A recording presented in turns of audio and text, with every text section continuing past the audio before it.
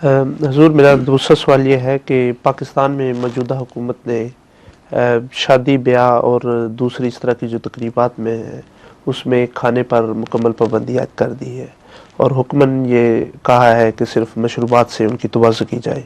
بلکہ کل کی اخبار میں یہ ایک واقعہ تھا کہ کسی نے ایک دعوت کے دوران کسی نے افواہ اڑا دی کہ پولیس آ گئی ہے، اور وہاں پہ بھگدڑ مچ گئی اور لوگ اپنی جان بچانے کے لیے بھاگنا شروع ہو گئے۔ تو حضور میرا سوال یہ ہے کہ اسلامی نقطہ نظر کیا ہے کہ اگر کوئی صاحب استطاعت آدمی اگر کھانا پیش کرنا چاہے اور ایسی مجبوری ہو کہ بارات باہر سے آتی ہے تو اس کو کھانا دینا چاہیے، تو اس میں حضور کیا فرمائیں گے؟ عرض کرتا ہوں، یہ آپ نے بڑا اچھا سوال کیا، وقت کی ضرورت ہے یہ سوال۔ مختلف احمدیوں کے بھی مختلف رد عمل ہیں۔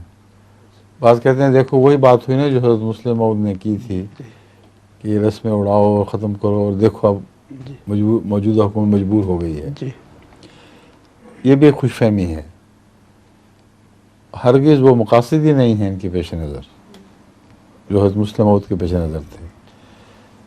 نہ آپ کا یہ اقدام کسی پہلو سے بھی شرعی طور پر یہ حیثیت رکھتا تھا کہ گویا یہ کچھ پیش کرنا اور کھلانا حرام تھا، غلط تھا، کیونکہ شریعت کے نزول کے بعد حضرت مسیح موعود علیہ السلام کے بطور مادی ظاہر ہونے کے بعد لمبے عرصے تک یہی تعامل چل رہا ہو کہ آنے والے مہمانوں کو کھانا کھلایا جائے جو کھلا سکتا ہے، اور پھر خلیفۃ المسیح ثانی کا خود اس پر عمل رہا ہو، اور پھر بند کرنے سے پہلے یہ اعلان کر دیا جائے کہ میری بیٹی امۃ الحکیم کی شادی ہونے والی ہے۔ جی اس کا چونکہ خاص حالات ہیں اور ماں نہیں ہے تو وہ یہ سمجھے گی کہ مجھے نظر انداز کر دیا، اس لیے میں اس کا کھانا کھلاؤں گا، یا اس کی جو بھی شادی کی رسومات ہوں گی وہ پوری ہوں گی، پھر بعد میں یہ اعلان عام ہو جائے گا۔ یہ ساری باتیں کیا ظاہر کرتی ہیں کہ گویا نعوذ باللہ شریعت کا یہ حکم تھا اور آپ نے جان بوجھ کر اس کو نظر انداز کیا، صحابہ کی نسل نے نظر انداز کیا، اور بالآخر ایک دن حضرت مسلم موعود کو خیال آیا کہ شریعت کے خلاف بات ہے۔ اس چیز کو غیر شرعی قرار دینے والے بالکل غلط کہتے ہیں، سوال ہی نہیں پیدا ہوتا کہ اس کو غیر شرعی قرار دیا جائے۔ سادگی اور مختلف لوگوں کے حالات کے مطابق اگر بغیر بناوٹ کے کوئی نیک کام جاری ہو، مہمانوں کی خدمت ہے مثلا، فی ذات ہی یہ غیر شرعی نہیں ہے، اور اگر غریب ہے تو تکلف نہ کرے، اور کچھ نہیں ہے تو سادہ پانی پیش کر دے، یہ اسلام ہے، اس میں کوئی تکلف نہیں، کوئی جھوٹ نہیں، کوئی دکھاوا نہیں۔ اور اس پہلو سے اگر سادگی اختیار کی جائے یا حقیقت پسندی اختیار کرتے ہوئے حسب توفیق مہمانوں کی خدمت کی جائے تو میرے نزدیک ہرگز یہ اسلام کے خلاف نہیں۔ حضرت مسلم موعود نے جو حکمتیں بیان فرمائیں ان میں صرف ایک کھانا بند نہیں کیا تھا، تحریک جدید کے مختلف مواقع تھے جن کے ذریعے پہلے ہی بہت سے اسرافات بند ہو گئے تھے، مگر شادی بیاہ کا کھانا بھی بند نہیں ہوا تھا۔ آپ نے بند کر دیا کہ زیور زیادہ استعمال کیے جائیں، سادہ کپڑے ہوں، دوسرے تکلفات عورتوں کے، وہ سارے کس غرض سے بند کیے؟ یہ کہہ کر کہ اس وقت اسلام کو جس غیر معمولی مالی قربانی کی ضرورت ہے اس کے لیے ہم پر لازم ہے کہ ہم از خود اپنے اوپر سادگی عائد کریں، اور سادگی اور عام رہن سہن کا طریق اس غرض سے اختیار کریں کہ زیادہ سے زیادہ رقم اسلام کو پیش کی جا سکے۔ اس زمانے میں جماعت کا غربت کا اتنا دور تھا کہ بہت سی تحریکات جن مقاصد کے لیے کی جاتی تھیں ان کی ضروریات پوری نہیں کر سکتی تھیں۔ تحریک جدید کے عالمی پروگرام کا اعلان ہو رہا ہو اور 1 لاکھ یا 1.5 لاکھ جمع ہو جائے اور اس پر بڑا شور بھی پڑے کہ ہاں الحمدللہ، اس زمانے کے لحاظ سے واقعی شور کے قابل بات تھی۔ اتنی غربت تھی کہ وہ روپے لگتے تھے کہ پتہ نہیں کہاں سے آسمان ٹوٹ پڑا ہے جو اتنا خزانہ ہاتھ آ گیا، مگر ضرورت کے مقابلے پر کچھ بھی نہیں تھا۔ تو اس وقت جبکہ تحریکات کے اوپر بچیاں شدی کی تحریک ہو رہی ہے تو بچیاں اپنے چنیاں اتار کے دے رہی ہیں، کوئی کلائی کا کوئی انگوٹھی، کوئی کلائی کا کڑا وغیرہ وغیرہ، کوئی کپڑے اچھے کہ یہ بھی دے دو صدقے میں۔ یہ اس دور کی بات ہو رہی ہے۔ یہ اس دور کے تقاضے بڑھتے بڑھتے ایک ایسے موقع تک پہنچے کہ حضرت مسلم موعود کو ایک تو یہ تحریک ہوئی کہ شادی بیاہ کے اخراجات میں تصرفات اور ضرورت سے زیادہ نمائش داخل ہو گئی ہے، اور اس کے نتیجے میں بعض اور خرابیاں بھی پیدا ہو رہی ہیں۔ مثلا یہ کہ غرباء سمجھتے تھے کہ امیر تو اتنی بڑی بڑی شادیاں کر رہے ہیں اور ہم اپنی بچی کے لیے کچھ نہیں کر سکتے، تو بسا اوقات یہ بات بھی سامنے آتی تھی کہ بچی کو کچھ دینے کی بجائے وہ مہمانوں کی خدمت پر جو کچھ ملتا تھا لٹا دیتے تھے تاکہ صبح کی نہ ہو۔ تو یہ جو زائد مسائل پیدا ہوئے اس کے نتیجے میں اور اس پس منظر میں جو میں نے بیان کیا ہے، حضرت مسلم موعود نے فیصلہ کیا کہ آئندہ سے شادیوں پر کوئی تکلفات نہ ہو، کوئی کچھ پیش نہ کیا جائے، دعا ہو اور رخصت ہو، اور ایک عرصے تک اس پر عمل درآمد رہا۔ پھر تقسیم ہوئی، پھر حضرت خلیفۃ المسیح ثالث نے کچھ سہولتیں دینی شروع کیں۔ شروع میں مجھے یاد ہے پان پیش ہونے شروع ہوئے، پھر کوکا کولا، کوئی مشروبات۔ پھر جب یہاں تشریف لائے تو فرمایا کہ مختصر کچھ کھانے کے لیے پیش کر دیا جائے، مگر کھانا نہ ہو، چائے کا کہ چائے وائے پیش کر دی جائے۔ تو اگر شریعت کا حکم ہوتا تو کسی خلیفہ کو کیا حق تھا کہ وہ یہ تبدیلیاں کرتا؟ بس ہرگز شریعت میں ایسی کوئی پابندی نہیں کہ کسی خوشی کے موقع پر خوشی منانے کے لیے کچھ خرچ کرو اور مہمانوں کی خدمت کرو، ٹھیک ہے؟ اب رہا یہ سوال کہ اب اس دور میں پہلے جماعت احمدیہ کے مسلک پیش کرو، پھر ان کی طرف آؤں گا۔ میں نے یہاں آ کر محسوس کیا کہ وہ جو چائے پر خرچ کرتے ہیں وہ اصل میں کھانے سے زیادہ ہو جاتا ہے۔ اور مقامی تجربہ کار دوستوں نے کہا کہ یہ تو ایک رسمی سی بات بن گئی ہے۔ انہوں نے حساب لگا کے بتایا کہ یہاں چائے جس طرح پیش کی جا رہی ہے وہ بہت مہنگی پڑتی ہے، اور اکٹھا پلاؤ پکوا دیا جائے اور سادہ سا زردہ ہو جائے تو وہ بہت نسبتاً سستا ہے۔ تو میں نے ایک صرف اس وجہ سے نہیں، ویسے بھی بعض اور وجوہات سے میں نے سمجھا کہ اب وقت آ گیا ہے کہ ہم ان معاملات میں وہ سختی نہ کریں جو پہلے سے چلی آ رہی تھی، مگر عملاً جگہ جگہ جماعت اس کو توڑ رہی تھی اور ایک دوگلا پن سا پیدا ہو رہا تھا، اور تقاضے ہو رہے تھے کہ فلاں نے کھلایا ہے اس کو سزا دو، جماعت سے خارج کرو۔ یہ ساری باتیں اجتماعی طور پر بہت ہی تکلیف دہ تجارب میں سے مجھے گزارتی رہیں۔ کیا احمدیت نے کوئی نئی شریعت بنا لی ہے کہ ایک شادی بیاہ پہ کوئی خوشی کا اظہار کرتا ہے تو اس کو اخراج و جماعت اور اس کو سختی سے اس کو جماعت سے بائیکاٹ کر کے الگ پھینکا جا رہا ہے؟ یہ چیزیں اگر اس طرح تشدد کی حد میں داخل ہو جائیں اور انتہا پسندی اس کے نتیجے میں پیدا ہو تو پھر جماعت کے اندر بہت خطرناک تفریق شروع ہو جائے گی۔ ایک مولوی طبقہ جو خشک مزاج کا ہے، اس نے شادی پہ یہ کیا، اس نے یہ کیا، اور اس کے ساتھ سختی کی جائے، اس کو جماعت سے باہر نکالا جائے، نہ نکالا جائے تو پھر یہ اعتراض کہ وہ بڑے آدمی ہیں ان کے خلاف کچھ نہیں ہو رہا، جو چھوٹے آدمی ہیں ان کو پکڑتے ہو۔ اور دوسری طرف لوگوں کا یہ خیال کہ ہماری موت بھی وہی اور شادی بھی وہی، کوئی فرق ہی نہیں، اور ہم جن معاشروں میں رہ رہے ہیں وہاں لوگوں کے ہاں جاتے ہیں، ان کے کھاتے ہیں، تو کیا آپ جماعت احمدیہ کا باقی جماعتوں سے مذہب کے علاوہ دوسرے معاملات میں بھی بائیکاٹ کروا دیں گے؟ نماز جنازہ نہ پڑھنا ہی بہت بڑی چیز تھی، پیچھے نماز نہ پڑھنا ایک الگ مسئلہ تھا، اوپر سے سوشل تعلقات کاٹ کے بالکل الگ کر دو، یہ سوال بھی لوگ اٹھا رہے تھے۔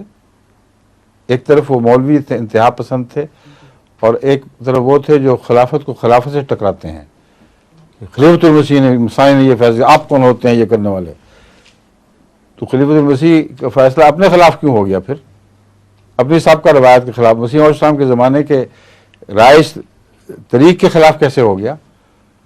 اور شریعت آپ پر نازل ہوئی تھی، نعوذ باللہ من ذالک۔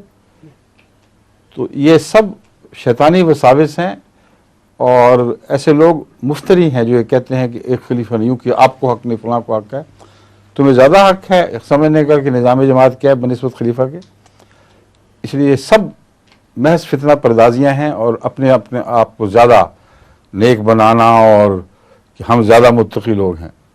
ایسے معترضین میں جانتا ہوں بعض کو معین طور پر کہ وہ اپنی روزمرہ دعوتوں میں اتنا خرچ کرتے تھے، ہر آئے گئے کو بے شمار خاطریں، اور یہ ان کا نام مشہور تھا۔ تو یہ سوچ نہیں رہے کہ تضاد پیدا ہو گیا ہے عمل میں۔ اگر اس مقصد کو پیش نظر رکھو جو حضرت مسلم موعود نے رکھا تھا، تو پھر ہر جگہ سادگی کرو۔ رہن سہن کیوں ٹھاٹ امیرانہ ہے، ٹھاٹ پاٹ کیوں ایسے ہیں، محلات بنا رہے ہو، اس پہ کوئی اعتراض نہیں ہے۔ اچھا پہنتے ہو، یورپ امریکہ جاتے ہو، اور آئے گئے کو خاطریں کرتے ہو، تو اس میں کوئی اعتدال ہی نہیں پیش نظر رکھتے، اور یہاں آ کر فلان ایک شادی پہ خرچ کر دیا، وہ ایک دم مولوی بن گئے۔ تو یہ تضادات ہیں، نیکی نہیں ہے، اور نیکی اور تقوی میں کوئی تضاد نہیں ہوا کرتا۔ ایسے لوگ جو بالکل سادہ ہو چکے ہیں اور واقعتاً ایک ایک پیسہ بچا کر دینی خدمت میں پیش کر رہے ہوں، وہ اگر مجھ سے پوچھیں تو کبھی میرے دل میں کوئی بھی ان کے خلاف وہ تکلیف دہ جذبات نہیں پیدا ہوں گے، کیونکہ وہ سادہ لوگ ہیں۔ وہ کہتے ہیں ایسا ہی ہو، میں ان کو یہ سمجھا دوں اگر کہ باقی نہیں، ایسے حال میں آپ کا مقام اور ہے، تو وہ فوراً سمجھ بھی جاتے ہیں۔ پھر وہ لوگ ہی اور ہیں، ان کے اندر تقویٰ نے ایک نیا وجود پیدا کر دیا ہے۔ تو ان سے کوئی میری بحث نہیں ہے، ان کا ہر مشورہ سر آنکھوں پر، کیونکہ متقی نیک لوگ ہیں۔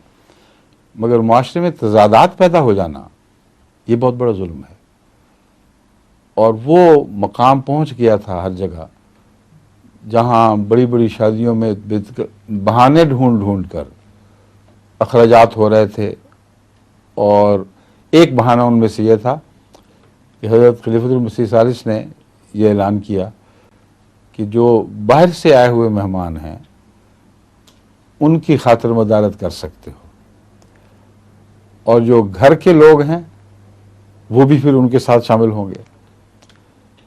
تو ایک اور مصیبت، کچھ لوگ مقامی بیچارے جو بعض دفعہ 2-2 گھنٹے کے فاصلے سے آئے ہیں،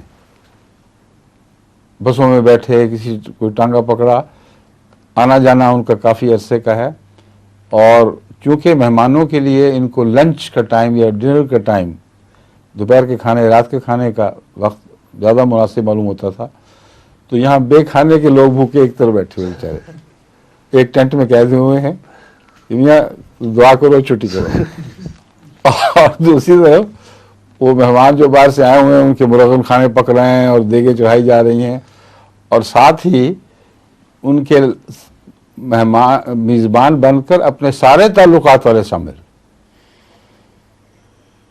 رشتہ دار بھی دور کے ہوں تو پھر بھی رشتہ دار ہیں، میں بے رشتے کے دوستوں کی بات کر رہا ہوں کہ آؤ جی تم بھی گھر کے ہی آدمی ہو اور شامل ہو جاؤ چلو۔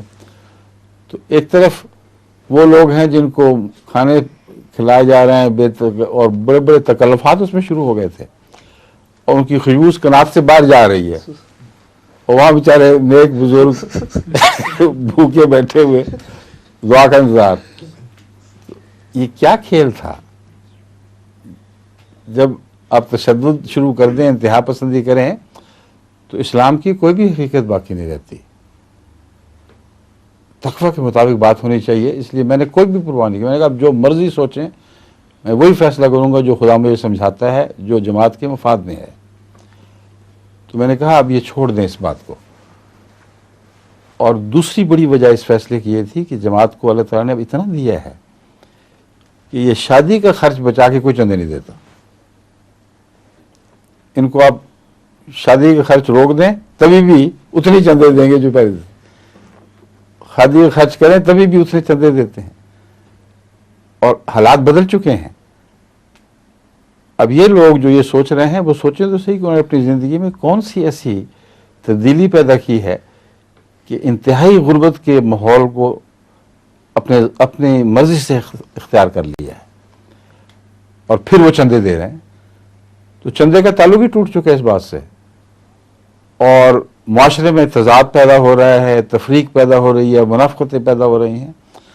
تو جب ایک عمل, ایک حکم رفتہ رفتہ اپنی روح کو چھوڑ چکا ہو اور تسنع میں داخل ہو جائے اور اس کے نتیجے میں نفاق کی بیماری پیدا ہو جائے, کئی قسم کی خرابیاں عائد ہو جائیں, تو جو بھی اس وقت کا خلیفہ اس کا فرض ہے کہ اس کی روک تھام کے لیے مناسب اقدامات کرے.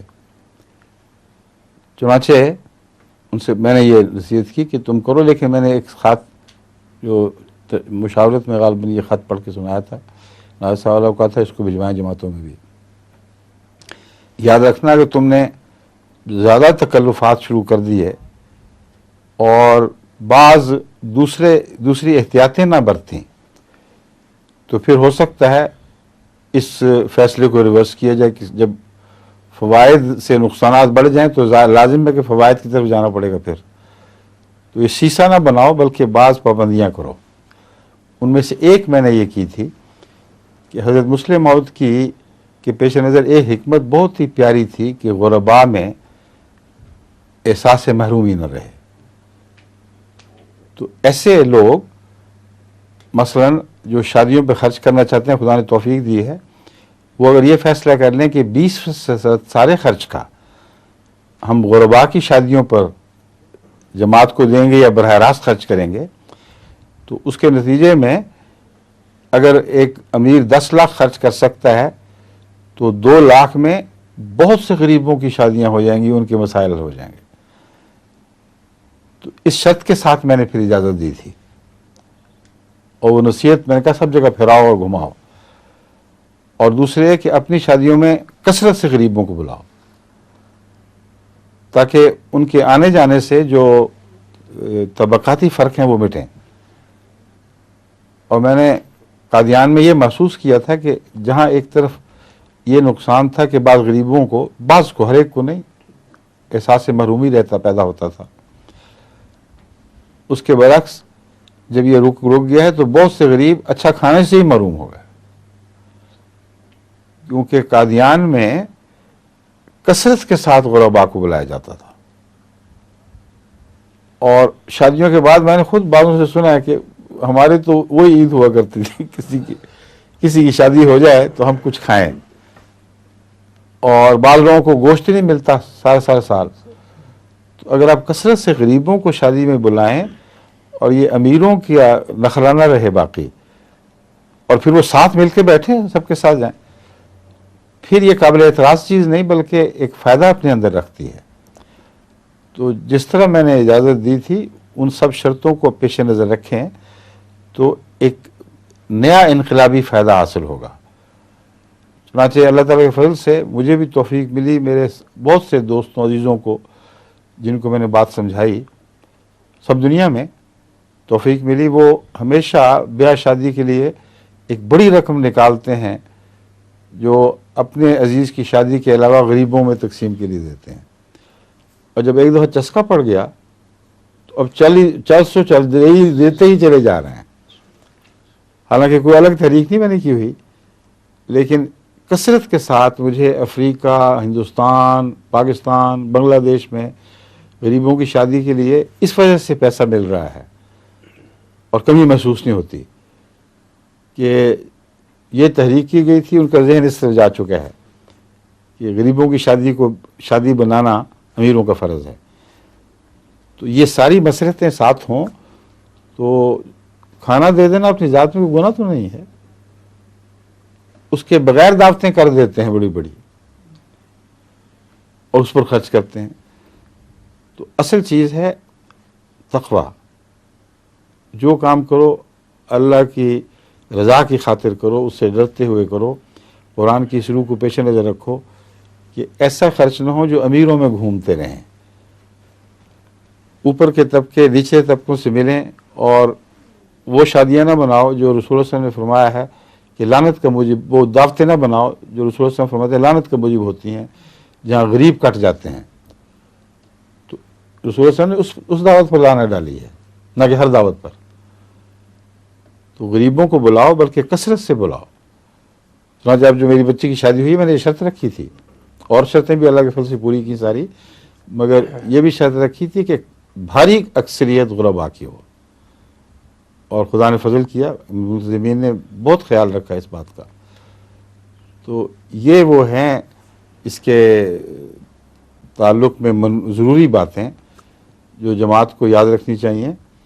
اور آپ نے جو سوال اٹھا دیا ہے، مجھے بہت خوشی ہوئی ہے کہ مجھے موقع ہاتھ آ گیا، میں آپ کے سوال کے بہانے یہ سارا پس منظر بیان کر سکوں، بعض ضروری باتیں جو بھول جاتے ہیں لوگ وہ ان کو بتا دوں۔ تو ایسی شادیاں جن میں کھانے پیش ہوں اور ساتھ یہ شرطیں ہوں، وہ یقیناً اللہ تعالیٰ کی طرف سے رحمتوں اور برکتوں کا موجب ہوں گی، اور جماعت کے اندر تقسیمیں اور طبقات کو مٹانے والی، غریب امیر کے درمیان محبت پیدا کرنے والی، غریب لڑکیوں کی ضرورت پورے کرنے والی، تو اتنی برکتیں ساتھ ہوں تو کون ہے جو اس پہ اعتراض کر سکتا ہے؟ سمجھ گئے؟ جزاک اللہ۔ اب میں آتا ہوں اس فیصلے پر۔ یہ جو فیصلہ کیا گیا ہے، اس کا نقصان زیادہ ہوگا، فائدہ کوئی نہیں ہوگا۔ اور میں سمجھتا ہوں کہ نواز شریف صاحب بہت اچھے فیصلے کر رہے تھے۔ اب جب اچھے فیصلے ہو رہے ہیں تو کئی لوگ اپنا بیچ میں جیسا کہتے ہیں نا کہ میرا بھی لچ ڈال لو، وہ اپنی باتیں بھی بیان کر کر کے اور زیادہ اپنی طرف سے پاپولر بنوا رہے ہوتے ہیں، اور اتنے بڑے منصب پر جس پر نواز شریف صاحب فائز ہیں، ان کو پورے غور اور فکر کے بعد مشوروں کو قبول کرنا چاہیے، یوں نہیں کرنا چاہیے۔ اس میں نقصانات ہیں۔ اول نقصان تو یہ کہ جن کے آپ خرچ رکوائیں گے وہ خرچ کس کو ملے گا؟ رکا ہوا خرچ جو میں نے باتیں بتائی ہیں ان میں سے تو کوئی بھی فائدہ نہیں ہو رہا، نہ اسلام کی خدمت میں روپیہ جائے گا، نہ غریبوں کی خدمت میں جائے گا، نہ غربا کی شادیوں کے سلسلے میں کام آئے گا، وہ سارا پیسہ رک جائے گا، اور وہ پیسہ جو رک رہا ہے اس کے نتیجے میں بہت سے کثرت کے ساتھ غریب خاندانوں کو نقصان پہنچے گا، کیونکہ ان لوگوں کے اندر وقت پیسہ خرچ کرنے کی عام طور پر تو طاقت نہیں ہوتی۔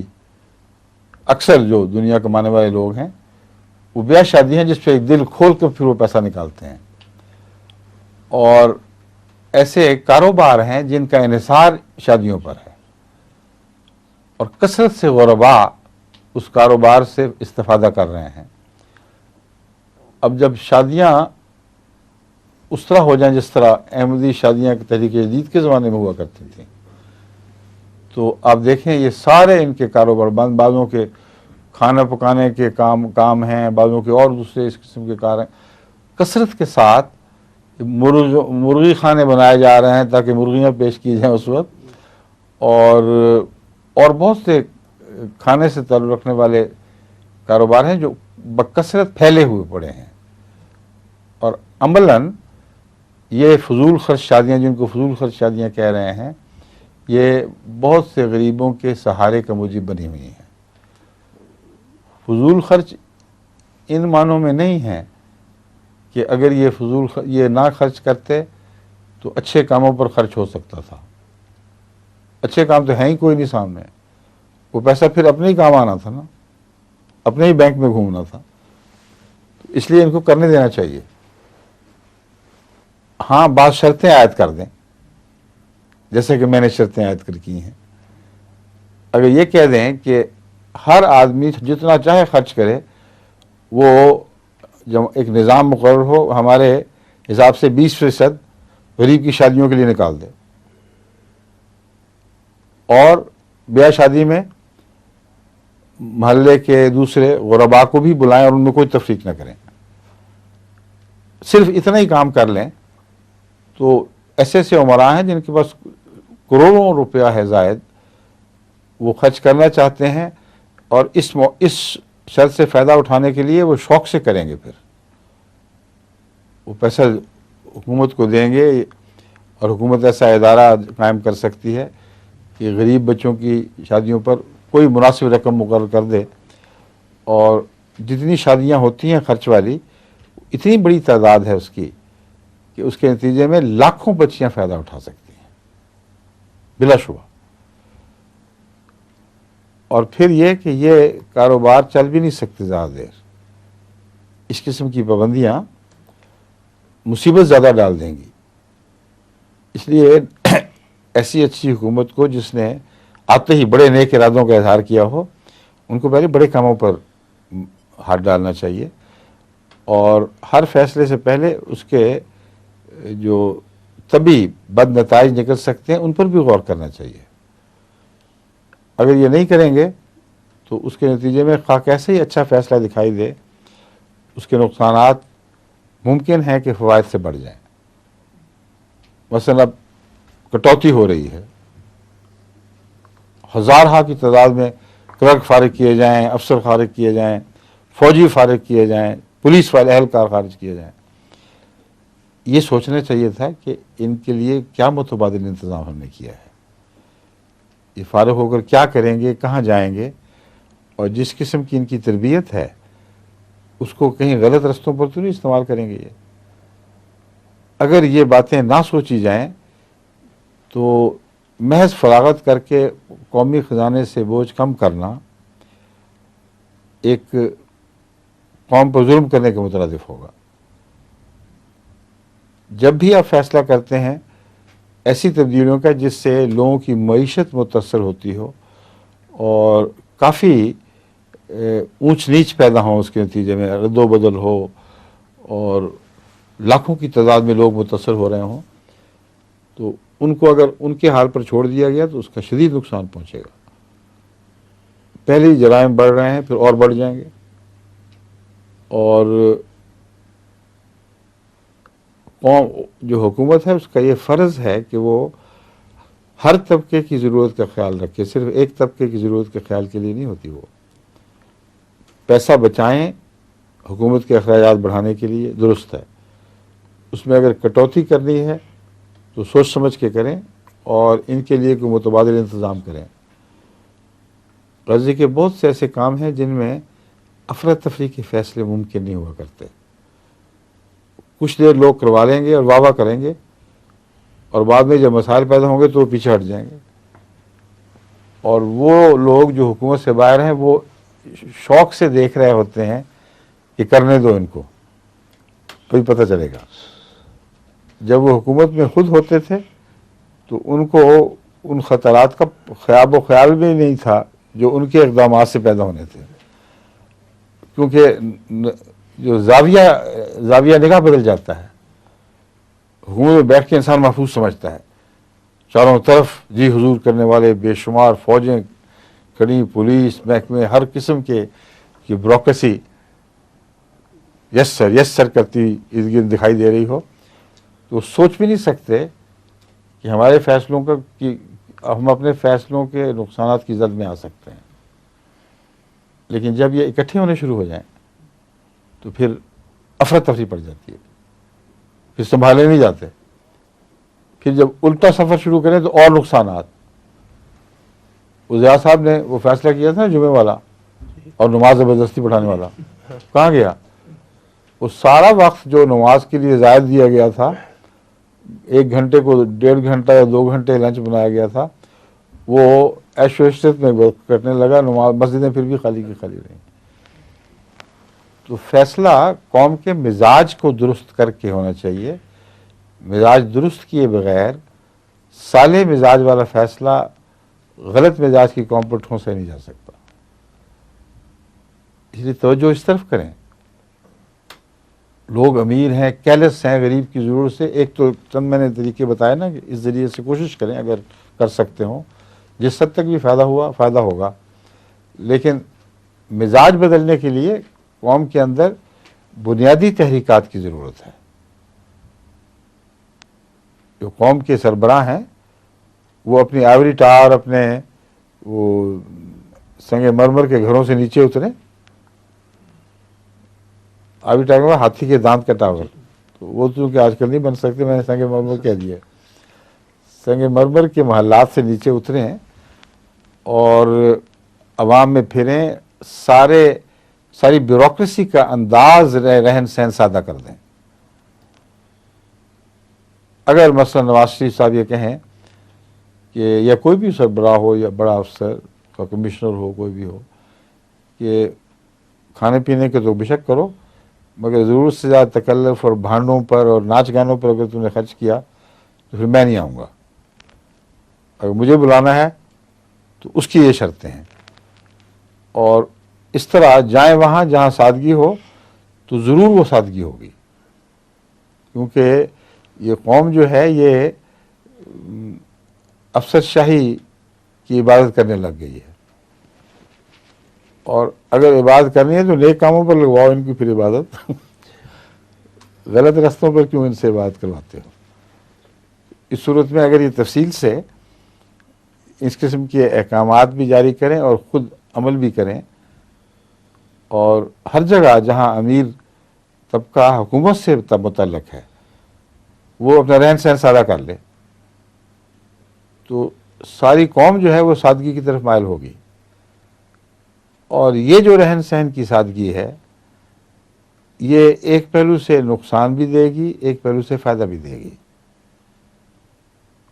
اس کی وجہ یہ ہے کہ اگر دولت چند ہاتھوں میں مرکوز ہو اور وہ خرچ نہ کر رہے ہوں تو بہت سے ایسے غریب جن کو پھل یا اچھی چیزیں میسر نہیں، ان کو میسر رہتے ہیں، کیونکہ مارکیٹ میں ان کی بہتات رہتی ہے، چند کھانے والے ان کو کھینچ کے لے نہیں جاتے. مگر اگر امیروں کی کثرت ہو جائے اور کھانے پینے کی اشیاء میں اس تیزی سے اضافہ نہ ہوا ہو تو دن بدن نعمتوں سے غریب طبقہ محروم ہوتا چلا جائے گا. ایک زمانہ تھا کیلے چھاپڑوں پر اور ریڑیوں کے اوپر جگہ جگہ لاہور میں پھرتے دکھائی دیتے تھے، اور آوازیں دیتے لوگ کہ 2 پیسے کے 6 لے لو، آنے کے 6 لے لو. مالٹے کوئی حیثیت ہی نہیں تھی، امرودوں کی ڈھیریاں لگ جاتی تھیں تھوڑے سے. اب یہ ساری چیزیں اس لیے قیمتی ہو گئی ہیں کہ خرید کر کھانے والوں کی اتنی کثرت ہو گئی ہے کہ غریب اس سے محروم ہے. بس کھانے پینے کے تعیش میں اگر سادگی اختیار کی جائے تو بعض بزنسوں کو وقتی طور پر نقصان پہنچ سکتا ہے، اس لیے یہ فیصلہ بھی ایسا آسان نہیں. مگر قوم کا عام طبقہ اس سے ضرور استفادہ کرے گا. اب تو ان کو کھانے کے لیے دال بھی نہیں ملتی بیچاروں کو، مگر اگر مرغی کھانے زیادہ ہو گئے ہوں اور اندازہ کر کے ان کی قیمت گرانے کے لیے ایسے اقدامات گورنمنٹ کرے کہ وہ پھر بھی پنپ سکتے ہوں، تو پھر ایسے اقدامات جائز ہوں گے. ورنہ یہ کہہ دیں کہ چلو مرغا کھانا چھوڑ دیں، تو وہ غریب جن کے ارب روپیہ اس بزنس میں داخل ہوا ہے وہ کہاں جائیں گے؟ یا ان کے لیے متبادل ایکسپورٹ کا انتظام کریں. تو کوئی قدم بھی ایسا نہیں اٹھانا چاہیے جس کے نتیجے میں پیدا ہونے والے فوائد اور نقصانات کا باقاعدہ ماہر کمیٹیاں مقرر کر کے تفصیل سے جائزہ نہ لیا جائے. پہلے پروز اینڈ کونس کو ایک میز پہ رکھیں اور پھر پیدا ہونے والے نقصانات کو حکومت اپنی ذمہ داری سمجھے. یہ نہیں کہ چند فائدے دکھا کر قوم میں ہر دلعزیزی کی خاطر ایسے فیصلے کر جائیں اور جو منفی پہلو میں اس پہ ہاتھ رکھیں. وہ پھر اپوزیشن بولے، تو جب اپوزیشن بولے گی تو آپ کو ویسے بھی نقصان پہنچ جائے گا، رفتہ رفتہ آپ کی ساکھ، آپ کا وقار ختم ہوتا چلا جائے گا. تو جن چیزوں سے دشمنوں نے فائدہ اٹھانا ہے آپ کے، ان کی پہلی دیکھ بھال کر لیں. یہ نقصانات ہوں گے، اس کے ہم نے یہ پیش قدمیاں کی ہیں. تو فوری فیصلے نہیں ہو سکتے. قوم کی حالت بدلنے میں چند قانونی فیصلے کام دے ہی نہیں سکتے، ناممکن ہے یہ. اقتصادیات کا ایک اپنا قانون ہے جو جبری حکومتی فیصلوں کی پابندی نہیں کر سکتا، نہ کرتا ہے کبھی. اس لیے اقتصادیات کے قانون کو اپنے آمرانہ فیصلوں یا جو بھی فیصلے ہوں آپ کی اجتماعی اسمبلی کی طرف سے، وہ آمرانہ ان معنوں میں کہ وہ بیٹھی اوپر جو مرضی فیصلے کر لے، ان فیصلوں میں تبھی جب تک برکت نہیں ہو سکتی جب کہ اقتصادی قانون بھی ان کی تائید نہ کریں. یا آپ ان فیصلوں کو جن کا اقتصادیات سے تعلق ہے اقتصادی قانون کے مطابق، اس کے مرضی کے مطابق ڈھالیں، تو پھر اللہ تعالیٰ کے فضل سے تبدیلی ہو سکتی ہے، مگر اس کے لیے وقت چاہیے.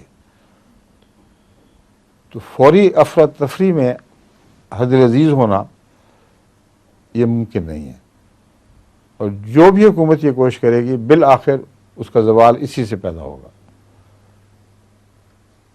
اس لیے ترجیحات بنائیں. سب سے پہلے بڑے بڑے اہم فیصلے ہونے والے ہیں.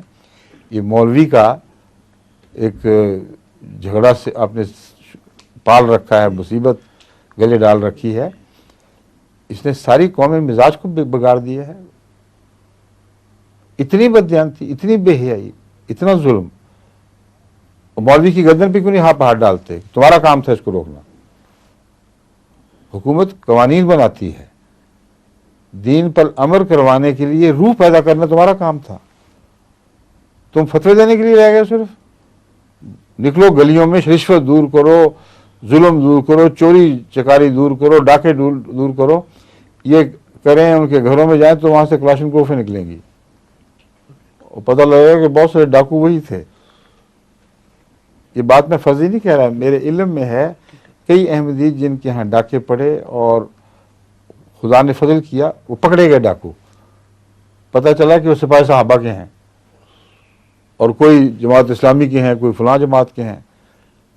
تو بہت بڑے بڑے جرائم اس وقت ان مولویوں کے ہاتھ میں آ چکے ہیں جو ان جرائم کے خلاف مقرر ہوتے کہ خدا کی طرف سے جواب دہ ہیں ان کو پلا خمہ کرنے کے لیے. تو قوانین سے تو جرائم نہیں ہٹا کرتے. قوانین جتنے مرضی سخت کرتے چلے جائیں اتنا ہی جرائم کی قیمت بڑھتی چلی جائے گی. کتنی رشوت دے کے اب وہ جرائم ہوں گے، اور جتنی بڑی رشوت دینی پڑے گی مجرم کو اتنا بڑا ظلم کرے گا پھر وہ، اور اپنے جرائم کے اخراجات کو بڑھتا دیکھے گا تو پھر آمد بھی زیادہ کرے گا. یہ وہ اقتصادی قانون ہے جو اخلاقیات کے ساتھ مل کر یہ شکل پیدا کر رہا ہے. کس قانون سے آپ اس اقتصادی اخلاقی قانون کے خلاف فیصلہ کر سکتے ہیں؟ ناممکن ہے. کہ دائرہ الگ ہے، آپ کا دائرہ الگ ہے.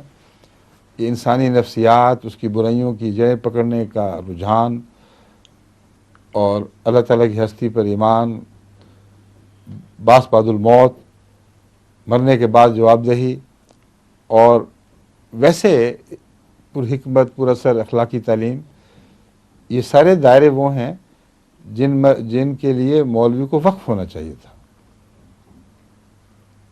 اور اس کی بجائے وہ تقریریں کرتا ہے کہ یہ کر دو، وہ کر دو، فلاں جگہ ایک عیسائی نے ظلم کیا ہے، قرآن کریم پڑھا ہے، ان کے گھر جلا دو، ان کی عورتوں کو بے عزت کر دو، ان کے بچوں کو لوٹ مار دو، آگ میں زندہ جلا دو. یہ اسلامی تعلیم ہے جو ان کے نزدیک، اور حکومت اس پہ کچھ نہیں کر رہی. تو سب سے پہلے تو ملا کو نہتہ کرنا ضروری ہے، کلیتاً اس کو نہتہ کریں، اور پھر زبردستی اس کو لگائیں اس کے علاقے میں. اس کی جواب دہی ہو، کیوں جی، کیوں جرم نہیں کم ہوا یہاں؟ تو پولیس کے ذریعے جرم کم نہیں ہوا کرتے، پولیس کے جرم بڑھ جاتے ہیں. لیکن اگر نصیحت کے انداز کو اپنایا جائے، اس حکمت سے دین کو بد اخلاقی کے خلاف مہم چلانے میں استعمال کیا جائے، تو پولیس کے پاس تھوڑے لوگ پھر جائیں گے. اور اس کی جواب طلبی تھانے داروں کی بجائے مولویوں سے کریں. آپ مولوی صاحب بیٹھے کیا کر رہے تھے اس وقت؟ आपके हमसाए में से उठा है जालिम बदबख्त, उसने फलां औरत की इज्जत लूटी है, आप बैठे क्या कर रहे थे? क्यों नहीं आपने महसूस किया कि इसके चाल चलन बिगड़ रहे हैं? क्यों नहीं समझाया? मौलवी अपने इस मुशाहदे को जो हर वक्त कर रहा है सिर्फ उस वक्त इस्तेमाल करता है जब अपनी ज़ात का इंतकाम लेना हो, बस। जब वो किसी को जुल्म का निशाना बनाना चाहे तो कह देगा जी फलां ने ये जुल्म कर दिया है, खड़े हो जाओ, निकलो, उसको मारो, कूटो, उसके बगैर नहीं। तो सारा आवे कावा बिगड़ा हुआ है। ये कोई मामूली चैलेंज नहीं है जो नई हुकूमत को दरपेश है। शादियों के ताल्लुक में आपने सवाल किया, मगर उसके साथ ही मुतल्लका बातें थी सारी। इसलिए मैं समझता हूँ कि हुकूमत को गहरी तवज्जो के साथ इन अमूर के ऊपर दानिशमंदों की कमेटियाँ बिठानी चाहिए। दिली हमदर्दी से कौम की इस्लाह की खातिर ऐसे इक़दाम करें कि गरीब को ऊपर से फजल उतरता हुआ दिखाई दे, उसकी ठंडक उनके घरों में दाखिल हो, तब मुल्क की हालत बदलेगी। अल्लाह करे कि ऐसा हो। ठीक है, जज़ाकल्लाह। अस्सलाम वालेकुम।